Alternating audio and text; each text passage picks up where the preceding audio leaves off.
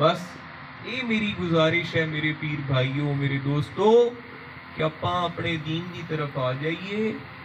बाकी किसी चीज़ कोई फायदा नहीं ने। साह जिंदगी का निकलन लगिया सुर नहीं लगनी, पता नहीं लगना, पिछे पछतावना है, पिछे कबर एक चीज जिसल नूर नहीं होना। जिसल आए जनाजे भज भज पढ़ने आए, जनाजे वेले भी किसे वेखना मुंह ते नूर नहीं होना, उस वेले गल नहीं पढ़नी। गल करने का मकसद ये है कि जिंदगी तो वो जिंदगी होवे जिस वेले बंदा मरे ते चेहरा इंज चमके जिवें चन्न चमकदा। मगरू सज्जन याद करें, पता होवे हर बंदे नूं कि मियां जेड़ा भी इस बंदे नाल एक बारी सलाम लै चुकिया, उस बंदे नूं इस बंदे तों नफा ही हासिल होया है और हदायत ही मिली है। जे किसी नाल कबड़ीजा भी है ते हक ते कबड़ीजा है, दुश्मन भी होवे ते ओ भी इज्जत करे, यार मैं कूड़ा आंसू ए बंदा मेरे नाल वेर गया।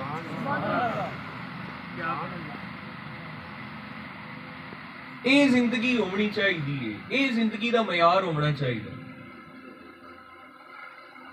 ते जिस वेले वो बंदा मोमिन कबर जावे ते कबर दे विच जिस वेले जावे ते कबर इंज रोशन हो जावे जिवें जन्नत दा एक हसीन टुकड़ा जिहड़ा है इस बंदे दी कबर।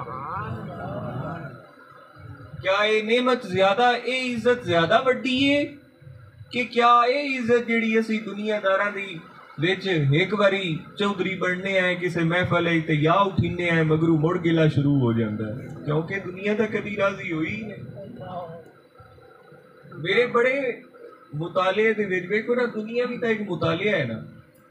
मेरे कोल हर किस्म के दोस्त आउंदे, प्यार वाले आउंदे, कई बड़े जिमीदार आउंदे, उन्हां दे नाल बंदे आउंदे, कदी वो जिमीदार आउंदे ते उन्हां दे नाल जेड़े वो बंदे होंदे ओ मार दी करदे पे होंदे ते या ओ जांदे ते मुड़ कदी वो बंदा कल्ला आवे ते मुड़ उससे मार दा गिला करना शुरू कर देता। ये वेखो ना, ये कैसी इज्जत है ये दुनिया दे विच। मैं होवां किदाई या वेखो ना, अक्सर औकात दुनिया दा ये कोई माहौल नहीं। असी इत्थे मौला कायनात फरमाया, आप को हुजूर मौला अली पाक को किसे पूछया कि सरकार दुनिया ते सब तो बड़ा अमीर तरीन इंसान कौन है?